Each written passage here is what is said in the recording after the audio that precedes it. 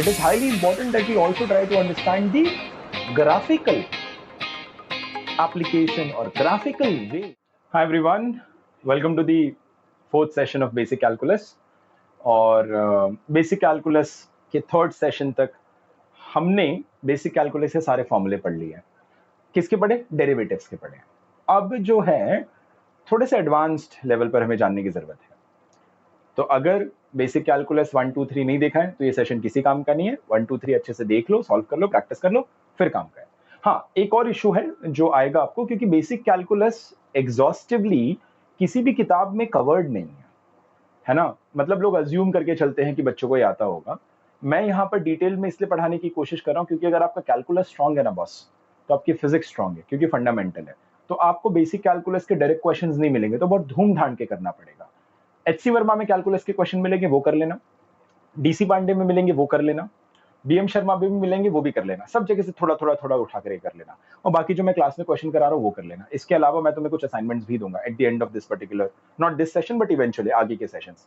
तो अभी के लिए मैं तुम्हें कोई क्वेश्चंस नहीं दे रहा हूँ बिकॉज डायरेक्ट क्वेश्चंस तुम्हें नहीं मिल पाएंगे. हाउएवर जो क्लास में पढ़ा है उन कॉन्सेप्ट्स को ध्यान रखना और इसी क्वेश्चंस को बार बार प्रैक्टिस करके समझ लेना. मैं काफी एग्जॉस्टिवली कवर करने वाला हूँ. ठीक है, चलिए. So I have put up 4 questions in front of you, है ना. 1 2 3 4 डेरिवेटिव का क्वेश्चन है. डी बाई डी एक्स करना, एक फंक्शन दे रखा हुआ है. ट्राई करो खुद से, देखो कितना हो पाता है. वीडियो को यहाँ पॉज कर दो, जाओ. 4 क्वेश्चन है, 20 मिनट तक स्ट्रगल करो. पर क्वेश्चन 5 मिनट लेते हुए देखो तुमसे कितना हिलता है. अगर तुमसे सॉल्व हो गया तो बहुत अच्छी बात, नहीं हुआ तो हम तो बताएंगे. ठीक है, गो सॉल्व करो, वापस आओ. सो आई एम अज्यूमिंग कि आपने ये सारे क्वेश्चन सॉल्व कर लिए हैं. हुआ अच्छी बात, नहीं हुआ और भी अच्छी बात, सीखने का मौका मिला. पहला सवाल उठाते हैं और देखते हैं कि स्ट्रगल कहां पर आपने किया होगा. If I take up the first question, I have d by dx of ax plus b the whole raised to n. किसी फॉर्मूला से मैच नहीं हो पा रहा है बिकॉज ऐसा कोई फॉर्मूला था ही नहीं. तो अब करे क्या? अच्छा, a और b यहां पर क्या है? ऑब्वियसली बात है, x अगर वेरिएबल है तो a और b कांस्टेंट है. और n क्या है? n कोई भी रियल नंबर हो सकता है. 1 2 3 4 5 -6 -7 3/2 1.5 1.33 डजंट मैटर, कोई भी रियल नंबर हो सकता है. तो यहां पर x वेरिएबल है तो ऑब्वियसली बात है a और b कांस्टेंट है. तो इसको कैसे डील करेंगे? ऐसी चीज को, ऐसे प्रॉब्लम को सॉल्व करने के लिए हमें एक कॉन्सेप्ट को जानने की जरूरत है. A very important concept of derivative called as chain rule of differentiation. तो मैं यहां पर आपको भी पढ़ाने जा रहा हूं something really interesting and which is called as chain rule of differentiation. कि चेन रूल का इस्तेमाल करके हम डिफरेंशिएशन कैसे करेंगे. और ये चेन रूल को मैं अप्लाई करके आपको बताऊंगा. स्टेप्स लिख लेते हैं. सबसे पहला स्टेप चेन रूल में क्या आएगा? द फर्स्ट स्टेप इज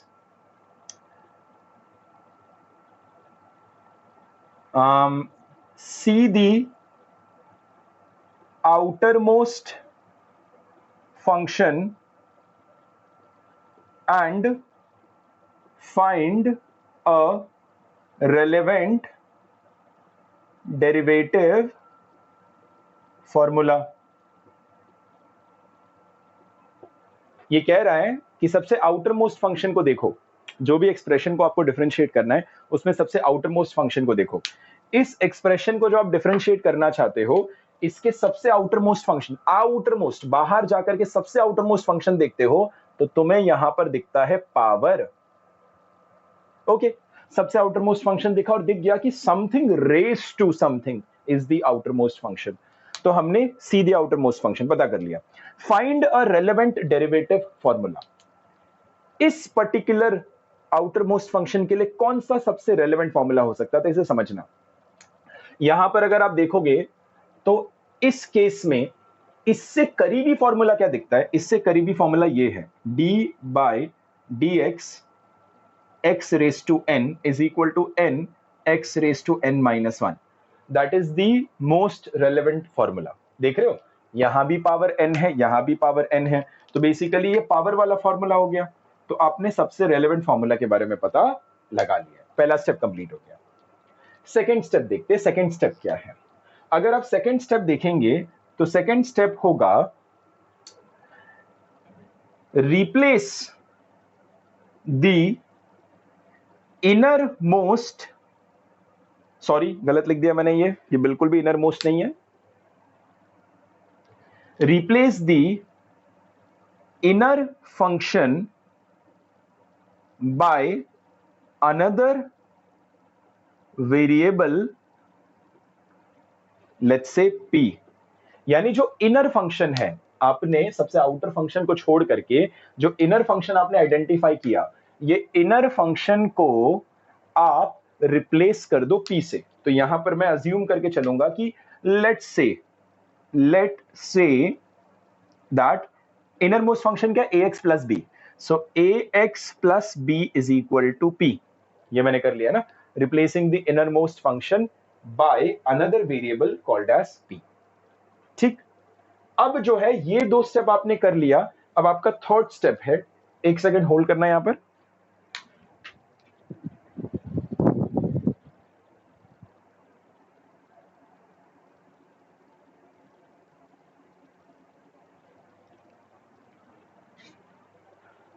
अब आपका थर्ड स्टेप क्या है वो जान लेते हैं। The third step is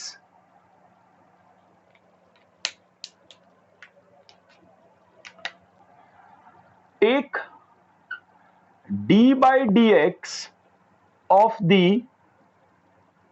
inner function. जो आपका इनर फंक्शन था आप उसका d by dx कर दो, d by dx of the inner function. तो d by dx of the inner function किया मैंने, तो मैंने क्या लिखा था, p is equal to ax plus b, और इसका डेरिवेटिव लेता हूं तो मैंने लिखा dp upon dx is equal to d by dx of ax plus b। ये मुझे भी सॉल्व करना है, इसको मैं बड़ी आसानी से सॉल्व कर लूंगा। This will be d by dx of ax plus d by dx of b। Open कर लिया u प्लस v रूल से। अब d by dx of a में a बीइंग अ कांस्टेंट बाहर आ जाएगा और b कांस्टेंट है तो इसका डेरिवेटिव 0 हो जाएगा।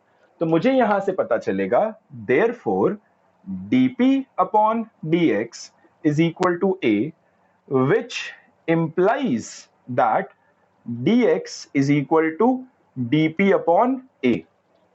ये हमने यहां पर आइडेंटिफाई कर लिया। फोर्थ स्टेप आपका क्या होगा, फोर्थ स्टेप कहता है कि use p and solve problem.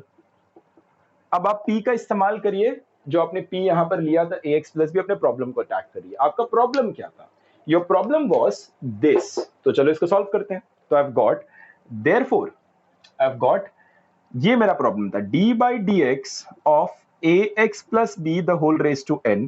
ये रिप्लेस क्या हो जाएगा, रिप्लेस करते हैं। d by dx में मैं dx को रिप्लेस कर सकता हूं, राइट, बिकॉज मैंने dx यहां से निकाल दिया, सो आई एम रिप्लेसिंग dx। और दूसरा मैं ax प्लस b को रिप्लेस कर सकता हूं, किससे, p से। तो मैंने लिखा d by dx की जगह लिखा मैंने dp अपॉन a, और यहां पर मैंने लिखा ax प्लस b की जगह p the whole raise to n। अब यहां पर देयरफॉर ये a डिनोमिनेटर का डिनोमिनेटर न्यूमरेटर बन गया, देयरफॉर यहां निकल कर आ गया आपका a ऐसे आ गया d by dp of p raise to n।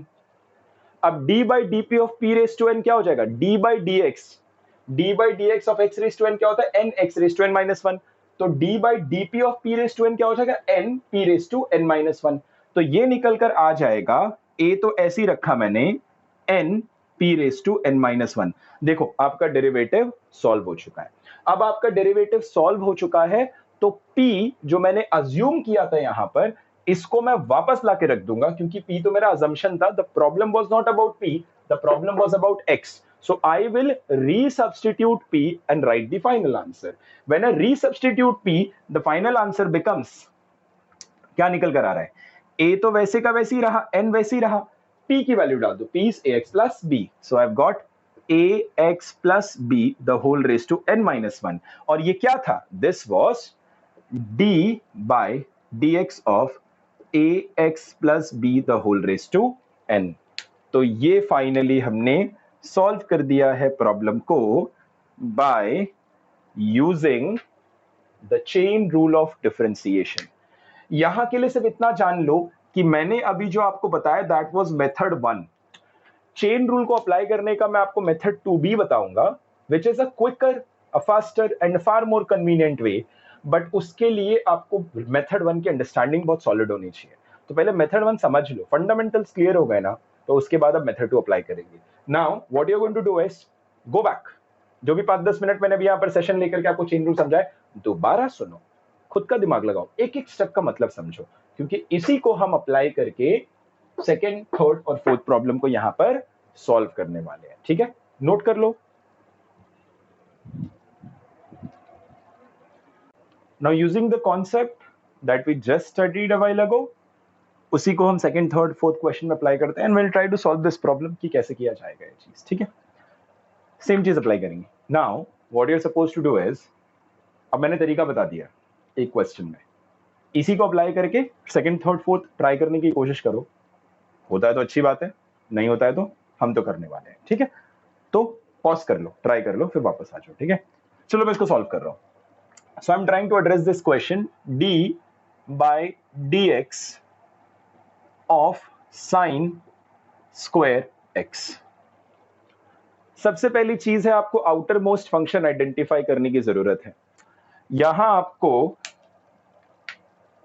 Sinusoidal भी दिख रहा है और पावर भी दिख रहा है, साइनोसोइडल ट्रिग्नोमेट्रिक फंक्शन भी दिख रहा है और यहां से पावर भी दिख रहा है। आउटर मोस्ट कैसे है, आउटर मोस्ट क्या होता है उसको आइडेंटिफाई करने की कोशिश करना। शायद तुम्हें नहीं पता होगा, मैं तुम्हें बता देता हूं। Sine square x is basically sine x का square, sine square x is sine x का स्क्वायर। अब इसको अगर ध्यान से देखोगे तो तुम्हें दिख जाएगा कि आउटर मोस्ट फंक्शन जो है 2 है इस केस में। तो यहां पर कौन सा फॉर्मूला आने वाला है, सबसे रेलेवेंट फॉर्मूला क्या होगा, पावर वाला फॉर्मूला। तो यहां पर मुझे जो फॉर्मूला क्लिक हो रहा है, जो जिसको मैं यूज करने वाला हूं, that is going to be d by d x of sine of x the whole square. ये चीज आ गई हमारे सामने। अब इसके साथ हम कैसे डील करेंगे, this is something that we need to understand, right. तो यहां पर जब हम देखेंगे तो ये सबसे रेलेवेंट फॉर्मूला दिख रहा है। तो इस फॉर्मूले को अगर आप देखोगे तो आपको sorry, I am so sorry, relevant formula नहीं, ये आपका इसका सिंप्लीफाइड एक्सप्रेशन है। अब मैं लिखने जा रहा हूं relevant formula.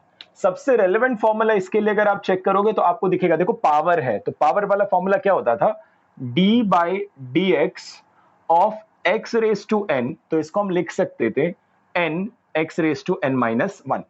D by d x of x raise to n is n x raise to n minus one. यहां पर फॉर्मूला आ गया। देखो ट्रबल कौन कर रहा है, ये ट्रबल कर रहा है ना सेकंड स्टेप, जो इनर फंक्शन है उसको पी मान लो। ये सब ठीक है, बढ़िया, अच्छी बात है, बट ये ट्रबल कर रहा है तो कोई बात नहीं, इनर फंक्शन को पी मान लो। तो मैं सेकंड स्टेप सॉल्व करने आ रहा हूं। सेकंड स्टेप के हिसाब से मैं अगर मैं जाऊंगा तो मैं इनर फंक्शन साइन एक्स है उसको पी मान लेता हूं। So I have got sine x is equal to p माना। फिर क्या बोला था उसने, उसको डिफरेंशिएट करो। तो d by d x of sine of x is equal to dp upon dx। जब इसको सॉल्व किया, d by d x of sine x हो जाएगा कॉस ऑफ एक्स, यहां से आ जाएगा dp अपॉन dx।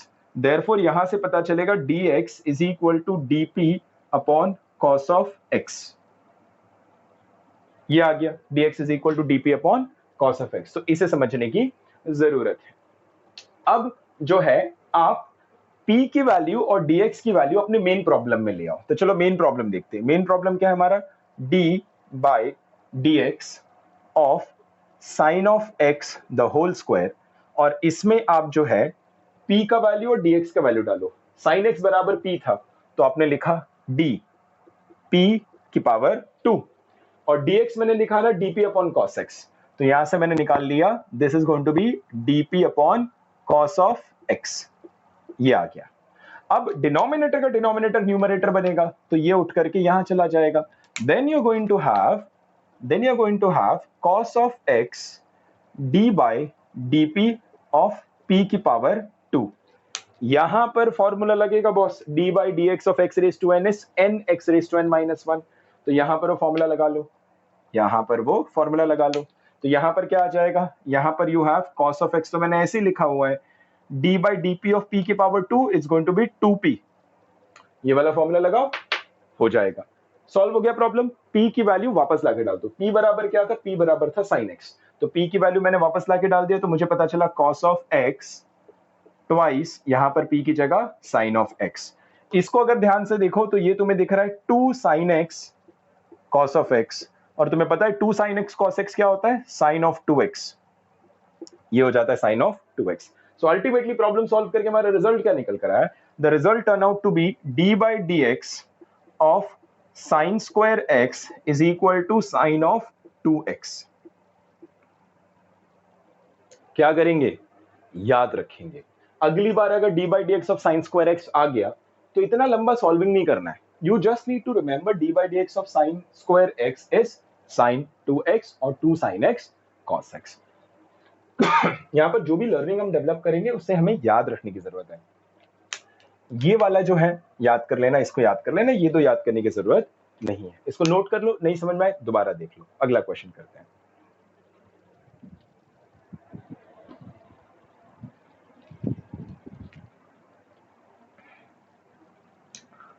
मुझे उम्मीद है आपने नोट कर लिया है। अब मैं इसको रब करने जा रहा हूं।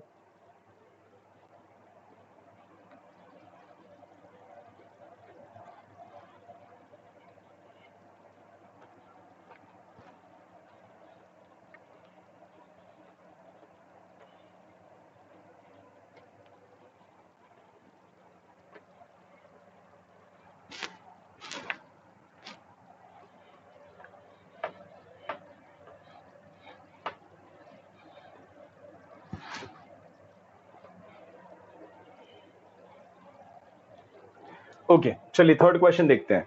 एज यूजुअल तुम पहले करोगे, उसके बाद मैं करूंगा, ठीक है? आई होप तुमने कर लिया है, नहीं किया तो पॉज करो, जाके करो, वापस आओ।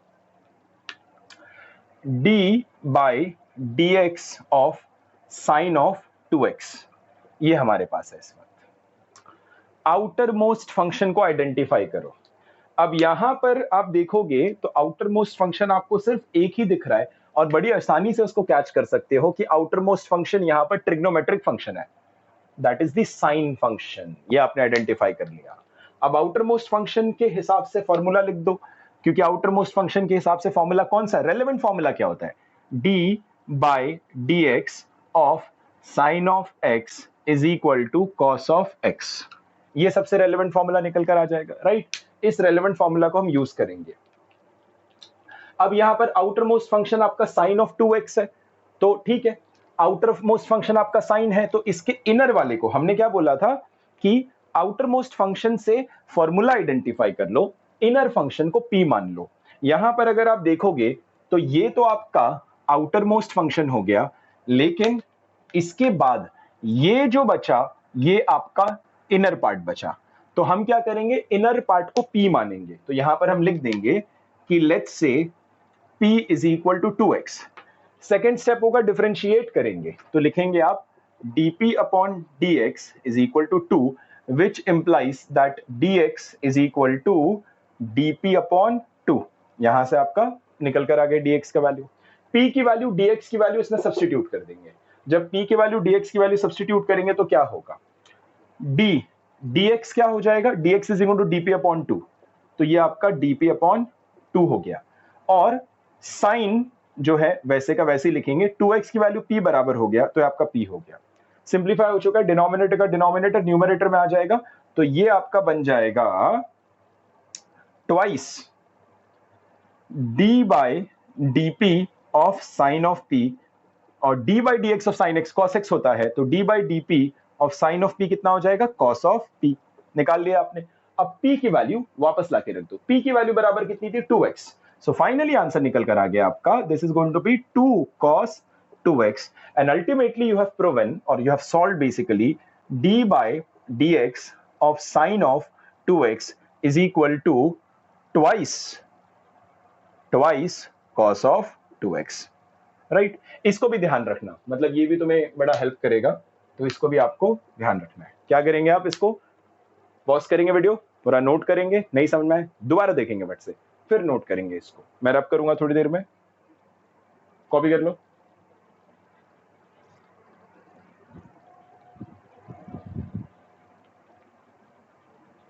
चलो अब मैं रब करने जा रहा हूं इसको।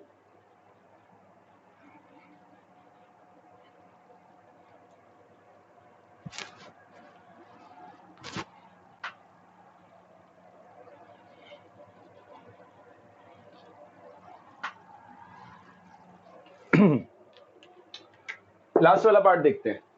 We have got d by dx of x square plus 1 the whole की पावर 3। अगर आपने पहले 3 क्वेश्चन में ध्यान दिया था तो ये question is a cake walk for you. Outer most function, this is the outer most function, और यदि ये आउटर मोस्ट है तो उसके अंदर का हिस्सा क्या है? अगर ये आउटर मोस्ट है तो ये आपका बन गया इनर वाला पार्ट। ठीक, आउटर मोस्ट फंक्शन क्या करता है? फॉर्मूला बताता है। तो आउटर मोस्ट फंक्शन के हिसाब से अगर आप फॉर्मूला देखोगे तो पावर दिख रहा है। पावर का फॉर्मूला क्या हुआ करता था? d by d x of x raise to n is equal to n x raise to n minus 1। That is the outer most function का फॉर्मूला। अब जो है नेक्स्ट स्टेप, इनर को p मानो। So let's say p is equal to x square plus 1। Differentiate करो, we have got dp upon dx is equal to 2x निकल कर आ गया। रीअरेंज कर दो, यहां से पता चल जाएगा dx, यहां से पता चल जाएगा dx is equal to dp upon 2x, dp upon 2x। चलो ये हमने यहां से निकाल लिया। अब इसको यानी कि p की वैल्यू को और dx की वैल्यू को मेन प्रॉब्लम में डाल दो। सो मेन प्रॉब्लम क्या है? d बाय dx की वैल्यू लिखो dp upon 2x, no issues. और एक्स स्क्वायर प्लस 1 को p माना था, p की पावर 3 हो गया। अब ये कहां पर जाएगा? This is going to be 2x ऊपर ले आओ, तो 2x ऐसे रहा, d by dp of p cube आ गया। और यहां पर अगर आप देखोगे तो 2x ऐसे रहा, d by dp of p cube क्या हो जाएगा? 3p square. अब 3p स्क्वायर आ गया, यहां पर 3p स्क्वायर आ गया। अब जो है p की वैल्यू वापस ले आओ, तो 2x तो आपने ऐसे ही लिखा, और 3p स्क्वायर यानी 3 p कितना था? एक्स स्क्वायर प्लस 1, तो आपने लिखा 3 times x square plus 1 the whole square. आ गया फाइनल आंसर।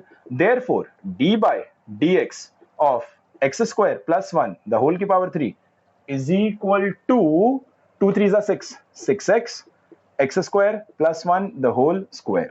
इसको याद नहीं रखना है, ये क्वेश्चन है, डू नॉट रिमेंबर दिस, सिर्फ एक क्वेश्चन था। सो इस तरीके से हम चेन रूल को अप्लाई करेंगे। कॉपी कर लेना, अभी मैं हट जाऊंगा। अब इन चारों प्रॉब्लम को मैं एक छोटा सा ट्रिक मेथड है जिसे मेथड 2 कहते हैं, उससे भी सॉल्व करूंगा, तो प्लीज इसको नोट कर लो।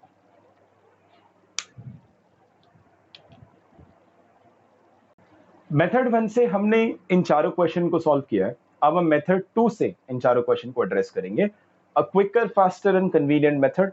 ध्यान देना, अटेंशन बहुत जरूरी है, ठीक है? तो जो जो बोलते जाऊंगा सुनते रहना, जो जो करूंगा उस पर ध्यान देना। पहला क्वेश्चन वापस उठाते हैं, d by dx of ax plus b the whole की पावर n। ये आपको दिख गया।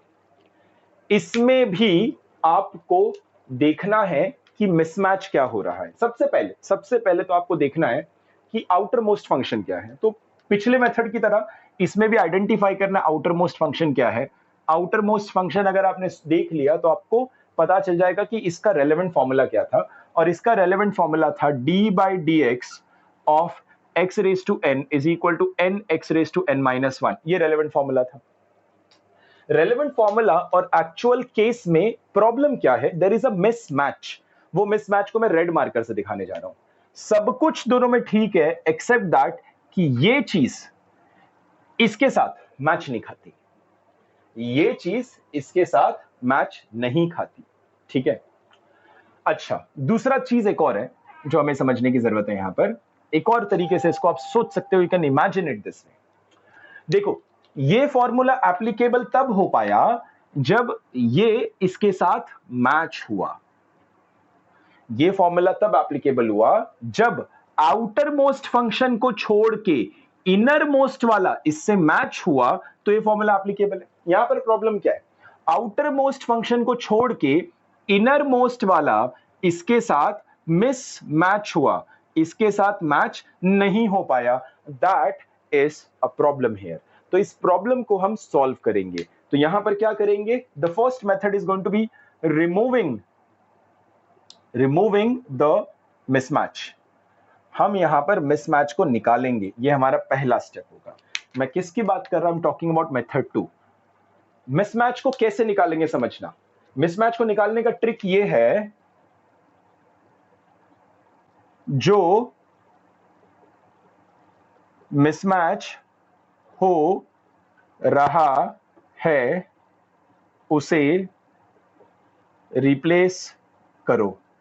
जो मिसमैच हो रहा है उसको रिप्लेस करो। देखो मिसमैच क्या हो रहा था, d a x plus b the whole raise to n यहां पर, और नीचे जो dx था वो मिसमैच हो रहा था। अगर मैं इस x की जगह पर ये ax प्लस बी लिख दूं, यानी इस तरीके से d ax प्लस बी, अगर इस x की जगह पर मैं ax प्लस बी रख दूं तो उस केस में हमारा मैच हो गया, परफेक्ट।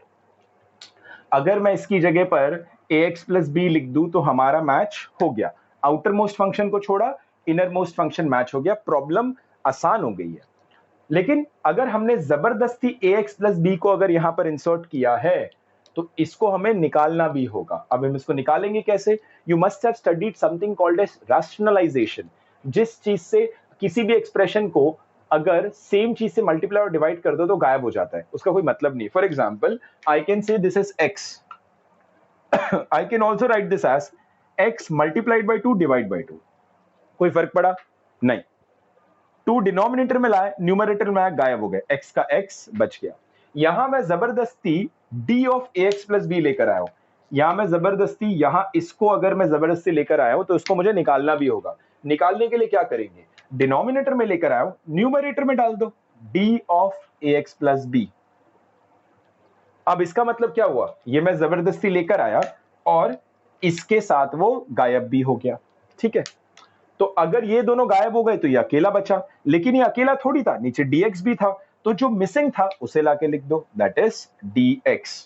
अगर आप टेक्निकली इसको सोचेंगे तो ये दोनों एग्जिस्ट करते ही नहीं है, लेकिन हमने इसको जबरदस्ती एग्जिस्ट करवाया है। हमने क्या किया? Removing the mismatch. जो मिसमैच है उसको निकालना है, तो जो मिसिंग है उसको जबरदस्ती लाके रखा, डिनोमिनेटर में रखा, तो रैशनलाइज करने के लिए उस कॉन्सेप्ट के हिसाब से न्यूमरेटर में भी लेकर आ गए, और dx का टर्म तो यहां पर था ही। अब यहां पर क्या करेंगे? सेकेंड स्टेप हमारा होने वाला है कि वो जो अज्यूम किया जाता था ना, assume inner most function to be p, जो मेथड 1 में हमने यूज किया था। तो यहां पर देखो, यहां पर मैं क्या करूंगा? ax प्लस बी को p मानूंगा, तो मैं लिखूंगा d by dp of p raise to n, ठीक है। और इसको मैं ऐसे लिखूंगा d by dx of ax plus b. मैं इसको ऐसी क्यों छोड़ दे रहा हूं? द रीजन इज, इसको सॉल्व करना आसान है, इसको मैं ऑलरेडी सॉल्व कर चुका हूं पास्ट में, मुझे आता है, लेकिन इसको सॉल्व करना मुश्किल था। तो इसमें अगर हम आगे बढ़ेंगे तो हमें दिखाई देगा, मैं ये वाला पार्ट रख कर रहा हूं।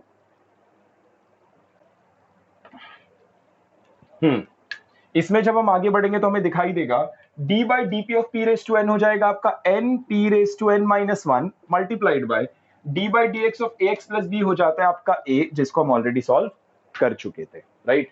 d by d x of ax plus b हो जाता है a। अब सॉल्व हो चुका है, p की वैल्यू जो अज्यूम किया था वापस ले आओ, p की वैल्यू क्या अज्यूम था? ax प्लस b, तो आपका हो गया n a ax plus b the whole raised to n minus 1 and the problem has been solved। यहां पर जो मैंने थियोरेटिकल एस्पेक्ट में चीजें बताई है वो सिर्फ ध्यान रखना है, लिखना नहीं है। लिखने में ये लिखा, ये इमेजिन किया, ये लिखा, ये इमेजिन किया, और डायरेक्टली ये लिखा, 3 स्टेप में क्वेश्चन हो जाएगा आपका, आसानी से 3 स्टेप में क्वेश्चन हो जाएगा, ठीक है। तो ये चीज आपको बहुत, it's a much quicker way of solving this problem. अभी के लिए फिलहाल इसको नोट करो, अगले जो 3 क्वेश्चन है इसको फटाफट सॉल्व करके दिखाएंगे कैसे होगा।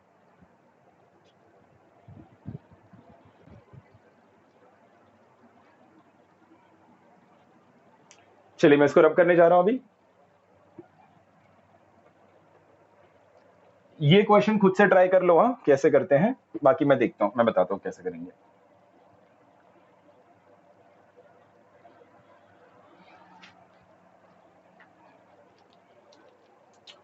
शुरू करते हैं। We have got second question which is d by d x of sine of x the whole square.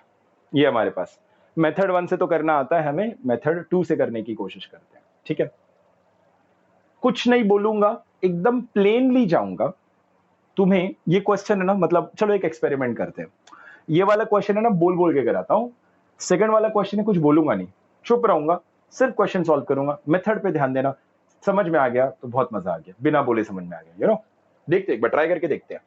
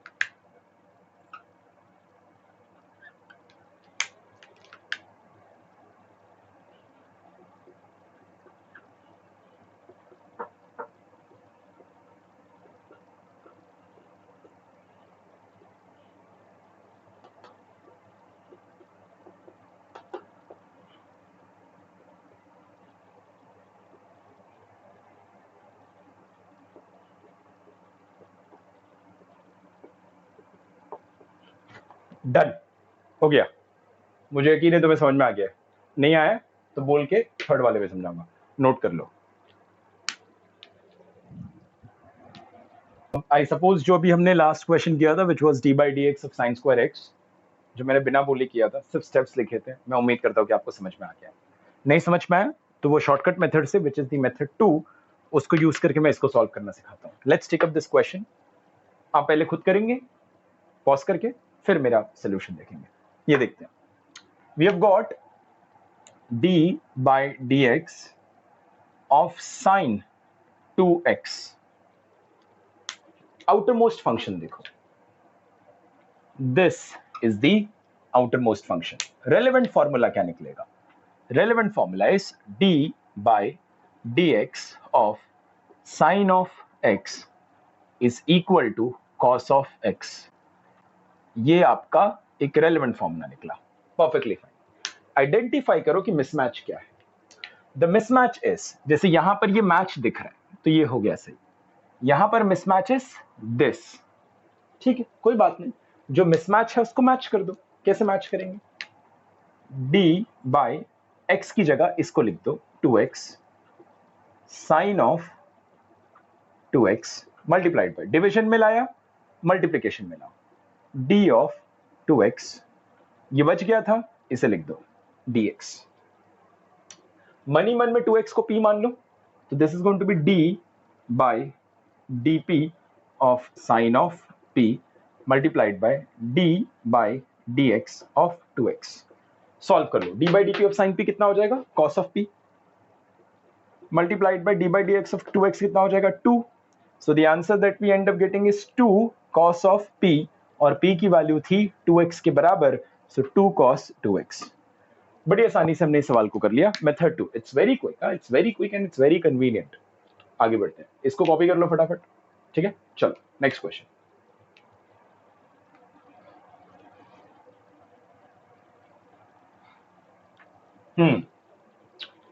Fourth question देखते हैं।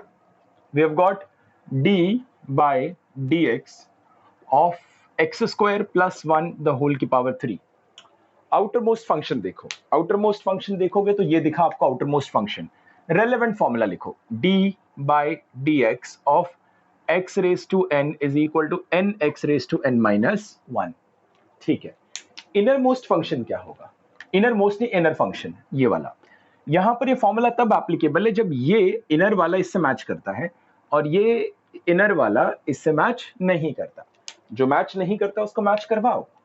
d बाई डी ऑफ, ये मैच नहीं कर रहा ना, तो एक्स स्क्वायर प्लस 1, किसका? X square plus 1 the whole cube multiplied by, denominator में लाओ न्यूमरेटर में लाओ, d x square plus 1 divided by, ये जो छूट गया उसको लिख दो, विच इज dx। मन ही मन में एक्स स्क्वायर प्लस 1 को p मान लो, तो ये दिखेगा d by d p of p की power 3 into D by d x of x square plus 1। ये आसान है, ये बन जाएगा आपका 3p स्क्वायर मल्टीप्लाइड बाय, ये आपका बन जाएगा 2x, which will be 2x multiplied by 3p square, यानी कि 2 into 3 6x and p square, p कितना था? x square plus 1, which is going to be x square plus 1 the whole square. आ गया आंसर, आसानी से हमने इसको सॉल्व कर दिखाया, right? So this is how we end up solving it using method 2। So what I want is, method 1 सिर्फ understanding develop करने के लिए था, वो बेसिक कॉन्सेप्ट को जानने के लिए था। However solving point of view से we are going to use method 2 as the tool for chain rule of differentiation. ठीक है, इसे कॉपी करो, आगे बढ़ते हैं। अभी तक हमने जो देखा that was the algebraic way of dealing with derivatives. Derivatives के रियल लाइफ एप्लीकेशन देखना तो अभी पूरी तरह से बाकी है, बट जहां पर हमने अलजेब्राइक अंडरस्टैंडिंग डेवलप की है, it is highly important that we also try to understand the graphical application और ग्राफिकल वे ऑफ डेरिवेटिव। कि ग्राफिकली डेरिवेटिव का मतलब क्या होता है, वो जो स्केचेस बनते हैं, ग्राफ बनते हैं, डायग्राम बनते हैं, वहां पर डेरिवेटिव का क्या मतलब निकलता है, that is something that we need to understand. The topic is graphical interpretation of derivative. Leibniz के हिसाब से डेरिवेटिव का फॉर्मूला लिखा जाता है dy by dx is equal to limit delta x tends to 0 delta y upon delta x। इसमें individual मतलब समझना, ये हुआ करता था इंस्टेंटेनियस रेट ऑफ चेंज। उस मोमेंट पे रेट ऑफ चेंज कितना था, बिकॉज मोमेंट छोटा था। This is called as average rate of change. The reason यहां पर हमने इंस्टेंटेनियस बोला है because it's for a very very small delta x. Average बोला है because we are talking about an interval. ये अंडरस्टैंडिंग तो हमने अभी तक ली है। ग्राफिकली इसका मतलब क्या होता है, ग्राफिकली समझना। ग्राफिकली रेट ऑफ चेंज का मतलब होता है स्लोप। रेट ऑफ चेंज का मतलब होता है स्लोप। तो जब भी मैं आपसे कहूं delta y upon delta x for a graph, it is the slope of the graph. But कौन सा slope? Average slope of the graph. When I talk about dy by dx, then it is again the slope of the graph, but in this case it's going to be instantaneous slope of the graph. समझने की कोशिश करना, slope होता क्या है। हमने अमूमन normal life में इस चीज को देखा है कि आप गाड़ी चला रहे हैं और थोड़ा सा हिली रीजन है, तो गाड़ी ऊपर की तरफ जाएगी जब आप ड्राइव करेंगे तो आप कहते हैं अरे स्लोप ज्यादा है, स्लोप कम है। आप गाड़ी चला रहे हैं, हिल से नीचे की तरफ आ रहे हैं, you are driving down the hill, तो गाड़ी ऐसे नीचे जा रही है ना। मान लीजिए फ्लैट रोड हो सकता है, थोड़ा सा इंक्लाइंड हो सकता है, काफी शार्प हो सकता है। जब काफी शार्प होता है तो हमारे मन से ऐसी बात निकलती है कितना ज्यादा स्लोप है इसका। तो स्लोप का मतलब क्या होता है? स्लोप का मतलब होता है चढ़ाई या फिर ढलान।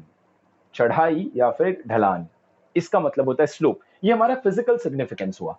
मान लो अगर मैं बात करूं किसी x और ये y वर्सेस x कर्व की बात करूं, अगर आप इस केस को देखेंगे एकदम फ्लैट है, ना कोई चढ़ाई ना कोई ढलान, तो इस केस में मैं बोलूंगा कि इसका स्लोप 0 है, क्योंकि इसमें स्लोप की ज्यादा बात करने का सिग्निफिकेंस नहीं निकल कर आ रहा। अच्छा एक काम करते हैं, ऐसे देखते हैं, ये ऐसे रोड जा रहा है आपका, तो इस रोड पे आपकी चढ़ाई हो रही है, राइट।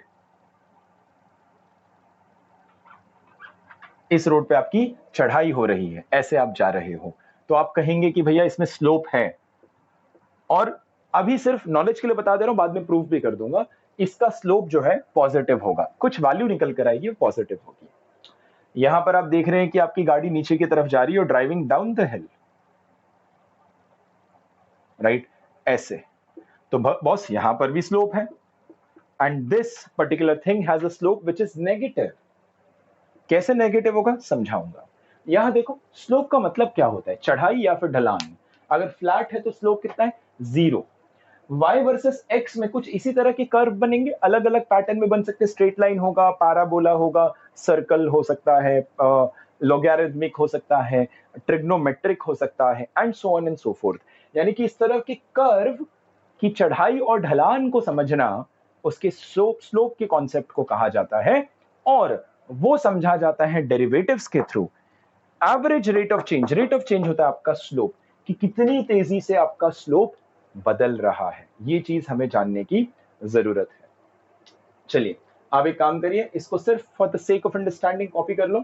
मैं यहां पर आपको स्ट्रेट लाइन का कॉन्सेप्ट समझाने जा रहा हूं, जो हमने क्लास 10th में या फिर 9th में कभी ना कभी जरूर पढ़ा था। इसको कॉपी कर लो।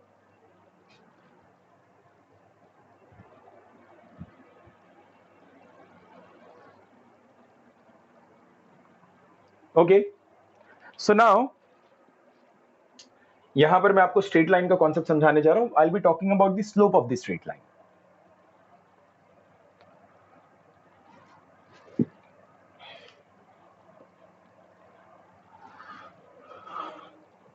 Let's talk about the slope of a straight line.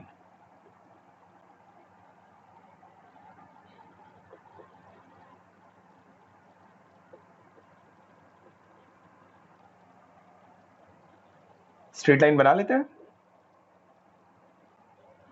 x y और स्ट्रेट लाइन बना ले रहा हूं मैं। ये मेरा स्ट्रेट लाइन है कुछ इस तरीके से। ये मेरा स्ट्रेट लाइन मैंने बना लिया, right? That is the straight line that I am talking about. Okay, आपने इस स्ट्रेट लाइन का इक्वेशन लिखना सीखा था, और वो इक्वेशन कुछ इस तरीके से आता था।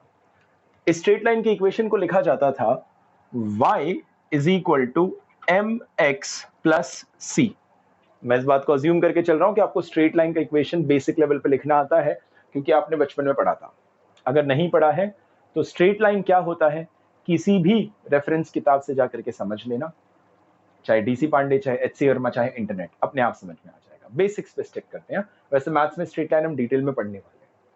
तो इस स्ट्रेट लाइन का इक्वेशन होता है y is equal to mx plus c। Individual term का मतलब समझा देता हूं। y इज अ वेरिएबल जो y एक्सिस में रिप्रेजेंट हुआ, x इज अ वेरिएबल जो x एक्सिस में रिप्रेजेंट हुआ। m और c को समझने की जरूरत है। m जो होता है आपका, it is the slope. m आपका स्लोप होता है, बताता है कि किस तेजी से आपका कर्व बढ़ेगा या घटेगा या बदलेगा। और c होता है आपका y इंटरसेप्ट। y इंटरसेप्ट का मतलब होता है कि ये कर्व y एक्सिस को कहां पर कट करेगा, वो होता है c। ये कर्व y एक्सिस को कहां पर कट कर रहा है, यहां पर कट कर रहा है, right? So this particular value is going to be c। ये आपका वैल्यू हो जाएगा c के बराबर। y is equal to mx plus c में c y इंटरसेप्ट, ये पर्टिकुलर कर्व y पे कहां पर कट करेगा, that will be represented by c। And m is the slope, जो इसकी चढ़ाई या ढलान की बात करेगा। अगर आपने m को देखा था तो m की वैल्यू कुछ ऐसे लिखी जाती थी। ये इक्वेशन लिखने के लिए आपको कर्व पे 2 पॉइंट पता होने चाहिए थे। ये हमने पढ़ा है कि आपको कर्व पे कोई भी 2 पॉइंट पता हो तो आप इस इक्वेशन को लिख सकते हैं। लेट्स से कि वो जो 2 पॉइंट है जो आपको ऑलरेडी पता है वो ये है और वो ये है। This is the point number 1। तो इसका मैं कोऑर्डिनेट लिख दे रहा हूं x1, y1, यहां लिख देता हूं। दिस इज पॉइंट नंबर 1, तो इसका कोऑर्डिनेट लिख देते हैं हम लोग x1, y1। This is point number 2, तो इसका कोऑर्डिनेट लिख देते हैं x2, y2। ठीक है, इस तरीके से 2 पॉइंट आपको पता होना चाहिए। और आपने पढ़ा था कि स्लोप की वैल्यू को लिखा जाता था as y2 minus y1 upon x2 minus x1। इस तरीके से आप स्लोप को लिखा करते थे। y2 minus y1 upon x2 minus x1। इतना आपने ऑलरेडी पढ़ा था। मैं यहां पर दिखाने जा रहा हूं कि ये किस तरीके से रेट ऑफ चेंज और डेरिवेटिव से कनेक्ट हो सकता है, समझने की कोशिश करना। ये x1 y1 x2 y2 में ये पर्टिकुलर चीज है क्या, इसको समझने की कोशिश करते हैं। दिस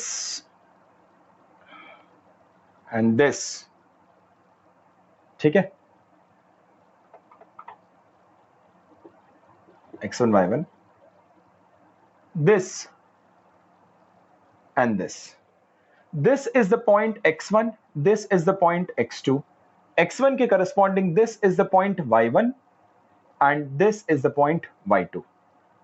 ठीक है, अब ये x2 minus x1 क्या होगा? x2 minus x1 will be nothing but this. This is x2 minus x1. y2 minus y1 क्या होगा? y2 minus y1 is going to be this. This is y2 minus y1. तो यहां पर जो है मैं एक ट्राइंगल बना रहा हूं, वो ट्राइंगल कुछ इस तरीके से दिखेगा।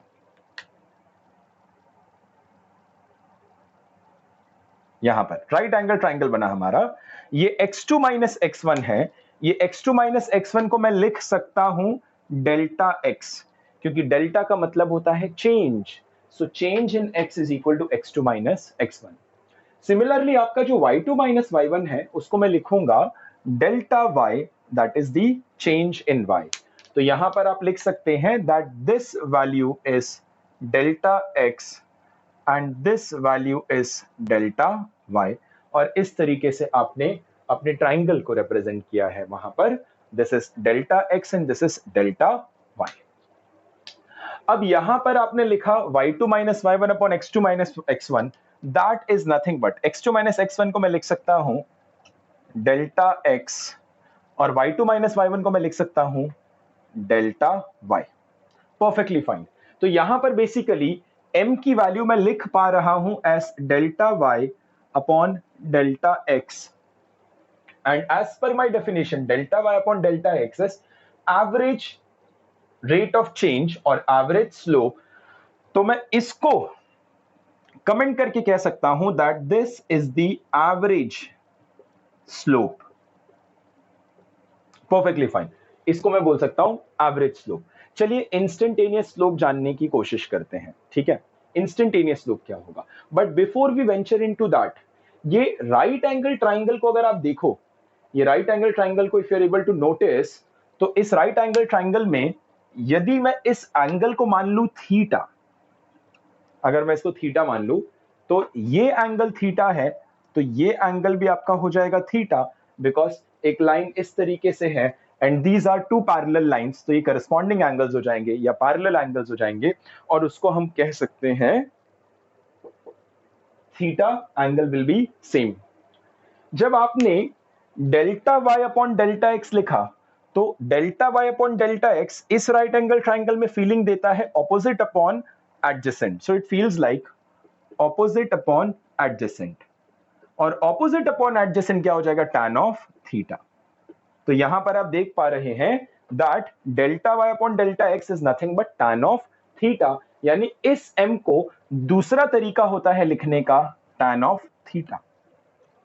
अब जानने की कोशिश करते हैं कि ये जो स्लोप है, ये m है, ये कांस्टेंट है कि वेरिएबल है। If you are able to look at this straight line, this theta, tan of theta, this theta will not change. जैसे ही आप ये स्ट्रेट लाइन बना देंगे तो ये थीटा नहीं बदल सकता, यानी this theta is going to remain constant, और अगर थीटा आपका कांस्टेंट रहेगा तो आपका tan थीटा भी कांस्टेंट रहेगा। अगर tan थीटा भी कांस्टेंट है, यानी किसी भी स्ट्रेट लाइन के लिए the average slope is constant, right. किसी भी स्ट्रेट लाइन के लिए the average slope is constant. तो यहां से मुझे पता चला है कि बॉस किसी भी स्ट्रेट लाइन के लिए the average slope turns out to be constant for a straight line. Perfect. चलो जानने की कोशिश करते हैं what is this value going to be for the instantaneous slope. Instantaneous slope क्या होता है? इंस्टेंटेनियस स्लोप ये बताता है कि एक इंस्टेंट पे क्या हुआ, एवरेज बताता है एक इंटरवल पे क्या हुआ। नाउ इमेजिन अ सिचुएशन कि मैं गाड़ी चला रहा हूं और गाड़ी को लगातार मैंने 50 किलोमीटर पर आवर पे चलाया, लगातार कांस्टेंट स्पीड पे 50 किलोमीटर पर आवर पे चलाया। इसका मतलब क्या है कि हर इंस्टेंस पे 50 किलोमीटर पर आवर था, यानी कि हर इंस्टेंट पे 50 किलोमीटर पर आवर, यानी इंस्टेंटेनियस रेट क्या है, इंस्टेंटेनियस स्पीड कितना है, 50 किलोमीटर पर आवर। पूरी जर्नी का अगर निकाल करके देखूंगा तो फिर से निकलेगा 50 किलोमीटर पर आवर। यानी कि जब आपका रेट ऑफ चेंज कांस्टेंट होता है तो एवरेज और इंस्टेंटेनियस सेम निकल कर आता है। यानी कि since the rate of change is constant, आपका tan थीटा जो स्लोप है, जो delta y upon delta x है, इसको आप लिख सकते हैं as dy by d x, और ये dy बाई डी एक्स जो है वो आपका हो जाएगा instantaneous slope, instantaneous slope, and this particular instantaneous slope will also turn out to be a constant.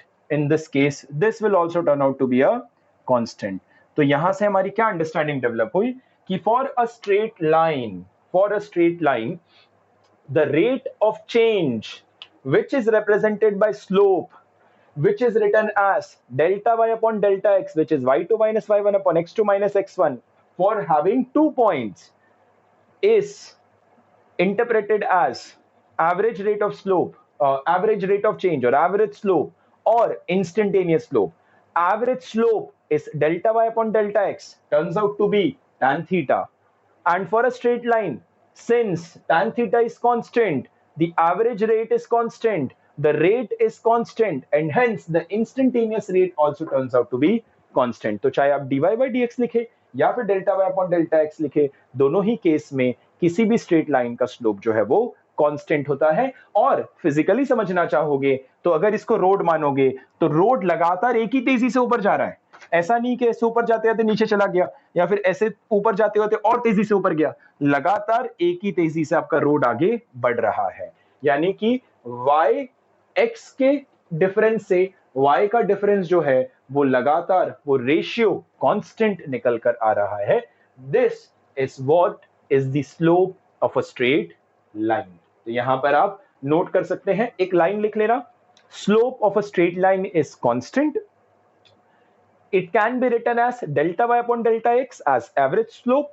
It can also be written as dy by dx as instantaneous slope. And in the case of straight line, both are same since the rate of change is constant. This was about straight line. Something new for you. मैं फिर से एक बार repeat करूंगा. For people who have not studied straight line in the past, तुम्हें थोड़ा सा difficulty होगी इसको समझने के लिए।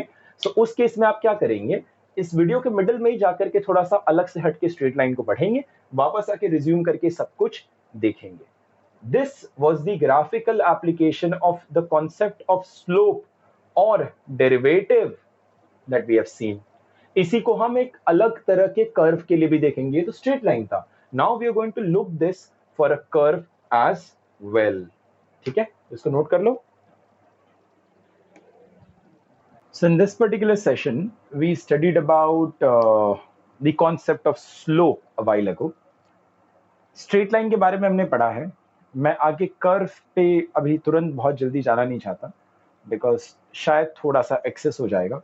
ये सेशन यहीं पर एंड करना बेटर है, क्योंकि मैं चाहता हूँ कि अगले सेशन को देखने से पहले आप थोड़ा बहुत स्ट्रेट लाइन के बारे में पढ़ लो, कहाँ से पढ़ सकते हो। एक बार चेक कर लेना, क्लास 9-10 महाराष्ट्र स्टेट बोर्ड की टेक्स्ट बुक में भी हो सकता है, सीबीएसई की 9-10 की टेक्स्ट बुक देख लेना, वहां मिल जाएगा, आईसीएसई की टेक्स्ट बुक में भी मिल जाएगा। इसके अलावा मैथ्स की टेक्स्ट बुक उठा सकते हो, उसमें स्ट्रेट लाइन चैप्टर है बकायदा JEE का।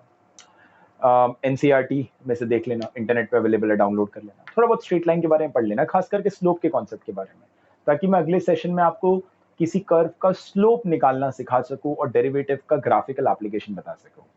अंटिल देन कुछ ज्यादा सॉल्व करने की जरूरत नहीं है, जो सेशन में चीजें मैंने कराई है फिलहाल के लिए तुम्हें सिर्फ उतना ही करना है।